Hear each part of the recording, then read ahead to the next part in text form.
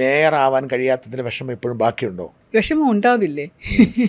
ഞാൻ ഈ തദ്ദേശ തെരഞ്ഞെടുപ്പ് കോൺടെസ്റ്റ് ആഗ്രഹിച്ചിരുന്നില്ല, അതങ്ങ് വന്ന് പെട്ടതാണ്. അപ്പൊ അത് രാജീവ്ജി തന്നെയാണോ പറഞ്ഞ മത്സരിക്കാൻ മേയർ ആയിരിക്കും എന്ന് പറഞ്ഞതാണ്? അത് ഞാൻ 3 പ്രാവശ്യം 4 പ്രാവശ്യം നിരസിച്ചു. പറ്റില്ല എന്ന് ഞാൻ മാറി നിന്നു. ഒട്ടും പറ്റില്ല, എന്നെ കൊണ്ട് പറ്റില്ല, എനിക്ക് ഒരു കോർപ്പറേറ്ററിന്റെ ജോലി ചെയ്യാൻ എന്നെ കൊണ്ട് പറ്റില്ല, ഞാൻ റിട്ടയർഡ് DGP ആണ് എന്നൊക്കെ പറഞ്ഞ് മാറി നിന്നപ്പോൾ ഒരു ദിവസം അദ്ദേഹം എന്നെ വിളിച്ചിട്ട് പറഞ്ഞതാണ്, ഞങ്ങൾ വെറും കോർപ്പറേഷൻ കൗൺസിലറായിട്ടല്ല പരിഗണിക്കുന്നത്, you will be A mayor ആയിട്ട് ഞങ്ങൾ കണക്ക് കൂട്ടുന്നുണ്ട്. ബിസൈഡ്സ് ഒരു ഞങ്ങളുടെ ഫേസ് ആയിരിക്കും, ശ്രീലേഖ ഇലക്ഷൻ്റെ ക്യാമ്പയിൻ്റെ ഫേസ് ആയിരിക്കും, അദ്ദേഹം പറഞ്ഞതാണത്. അത് ഇപ്പോൾ എനിക്ക് ഡിനൈ ചെയ്യാൻ ബുദ്ധിമുട്ടുണ്ട്, കാരണം ഞാൻ ഓൾറെഡി അക്സെപ്റ്റ് ചെയ്ത കാര്യമാണ്. അത് ഐ റെസ്പെക്ട് ദാറ്റ്. അദ്ദേഹം എന്നോട് ഇങ്ങനെ പറഞ്ഞത് കൊണ്ടും എന്നെ കൊണ്ട് നിർത്തിച്ചതിനും ഒരു നല്ല ഒരു ഉദ്ദേശം ഉണ്ടായിരുന്നു എന്നുള്ളത് ഇപ്പോൾ എനിക്ക് മനസ്സിലാവുന്നുണ്ട്. കാരണം 45 വർഷത്തെ അഴിമതി നിറഞ്ഞ ഭരണം, കെടുകാര്യസ്ഥത, ഇവിടുന്ന് ജനങ്ങളെ കൊള്ള ചെയ്തുകൊണ്ടിരുന്ന വൃത്തികെട്ട ഒരു ഭരണമായിരുന്നു നഗരസഭയുടെ. ആ ഭരണം മാറി BJPക്ക് നേടിയെടുക്കാൻ പറ്റിയല്ലോ. എൻ്റെ റോൾ എന്തായിരുന്നെങ്കിലും, ചെറുതായിരുന്നിരിക്കാം വലുതായിരുന്നിരിക്കാം, എന്താണെങ്കിലും നേടിയെടുക്കാൻ പറ്റിയല്ലോ. അതൊരു വലിയ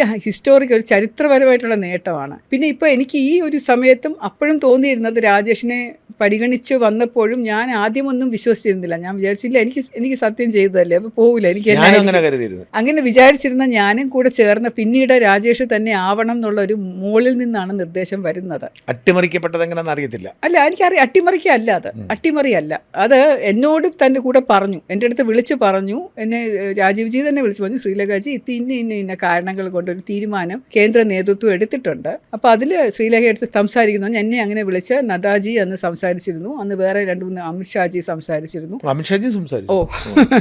രാജീവ്ജി സംസാരിച്ചിരുന്നു. അങ്ങനെ പറഞ്ഞിട്ട് നമ്മൾ പിന്നെ കൂടിയിരുന്ന് നമ്മൾ പറഞ്ഞു, നമുക്കെന്നാൽ എല്ലാ ജയിച്ചു വന്ന കൗൺസിലർമാരുടെയും കൂടെ തീരുമാനത്തിൻ്റെ ബേസിസിലും ശ്രീലേഖയുടെ തീരുമാനത്തിലും നമുക്കൊരു ഡിസിഷൻ എടുക്കാമെന്ന് പറഞ്ഞാൽ അങ്ങനെ ഒരു ദിവസം നീണ്ടു നിന്ന ചർച്ചയുടെ അവസാനമാണ് ഞാൻ പറഞ്ഞത്, ശരി, നിങ്ങളുടെ തീരുമാനത്തിനോട് ഞാൻ ചേർന്ന് നിൽക്കുന്നു. ബാക്കിയുള്ള ഡെപ്യൂട്ടി മേയറിനെയും ബാക്കി സ്റ്റാൻഡിംഗ് കമ്മിറ്റി പിന്നെ കിട്ടില്ല, അത് കിട്ടില്ല, that is already decided. Deputy മേയറും ബാക്കിയുള്ള കാര്യങ്ങളും സ്റ്റാൻഡിംഗ് കൗൺസിൽ ഇതുമൊക്കെ എല്ലാം തീരുമാനിച്ചു കഴിഞ്ഞത് മേയറുടെ ഭാഗത്ത് മേയർ ആരായിരിക്കണം എന്നുള്ളത് മാത്രമായിരുന്നു പ്രയാസം. കാരണം കഴിഞ്ഞ മേയർ എന്ന് പറഞ്ഞത് സംവരണ സ്ത്രീ ആയിരുന്നു, ഇപ്പൊ ജനറൽ കാറ്റഗറിയിലാണ്. ഇപ്രാവശ്യവും സ്ത്രീക്ക് കൊടുത്ത അടുത്ത പ്രാവശ്യവും സ്ത്രീ വരും. അപ്പൊ അങ്ങനെ 3 ടേമിൽ, അതൊക്കെയാണ് ഞാൻ പറഞ്ഞില്ലേ, 2-3 കാര്യങ്ങളുണ്ട്. കൂടാതെ അഡ്വക്കേറ്റ് രാജേഷിന് കുറച്ചും കൂടെ എക്സ്പീരിയൻസ് ഉണ്ട്. 5 വർഷം അദ്ദേഹം അതിനകത്ത് ഇരുന്നുകൊണ്ട് അദ്ദേഹത്തിന് നല്ലപോലെ അറിയാം എങ്ങനെയാണ് ഇത് ഭരിക്കേണ്ടതെന്നുള്ളത്. 3 മാസമായിട്ട് ഞാൻ ഈ കൗൺസിൽ മീറ്റിംഗ് അറ്റൻഡ് ചെയ്യുന്നതുകൊണ്ട് എനിക്കറിയാം അത് എളുപ്പമല്ല, എന്നെ കൊണ്ട് ചെയ്യാൻ പറ്റുന്ന ജോലി. രാജേഷ് അത് നന്നായിട്ട് ചെയ്യുന്നു.